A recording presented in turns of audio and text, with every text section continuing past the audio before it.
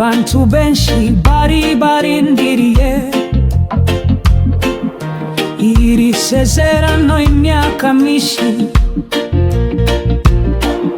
Ni isezerano rishitse kubera ubugombe beha uhoraho Imana. Ihanga himana ko twambutse Yorodani mwiyubare muzibukire ngeso. Abisi bakoresha mu kuganza amahanga muzinukwe ivi migambo amoko amadini n'akagambane mugire urufatiro akaranga k'amabwirizwa Imana yaduhaye. Tubake igihugu igikorwa c'Umwami Yesu Kristo camamara. Dushinge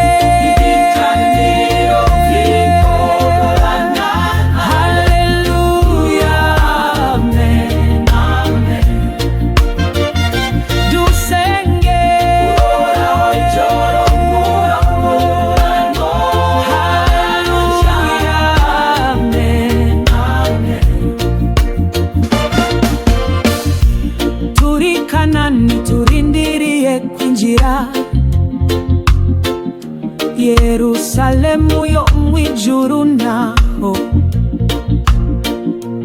imisaka ikuweho tubake amarembo mashasha igihugu tuvuye Babuloni tuje kubakira Imana ingoro y'amashimwe kugira ngo tuzigame ukuri kose kw'ijambo uhoraho Imana dukorera ihanga ry'Imana ryose. Uhereye kuri banyarucari dufise rufatiro n'akaranga k'amabwirizwa Imana yaduhaye. Tubake igihugu igikorwa c'Umwami Yesu Kristo camamara. Dushinge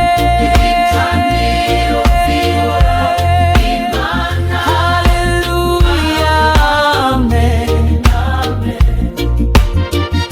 dusenge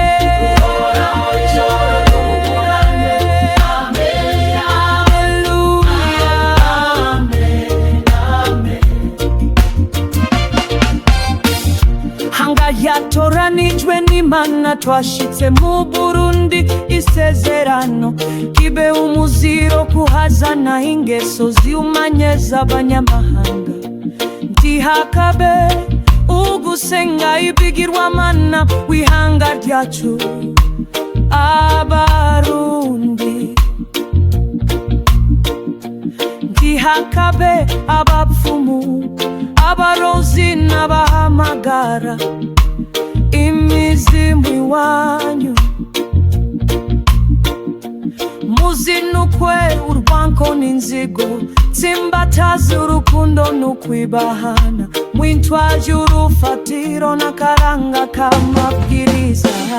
Tubake igihugu igikorwa c'Umwami Yesu Kristo camamara. Dushinge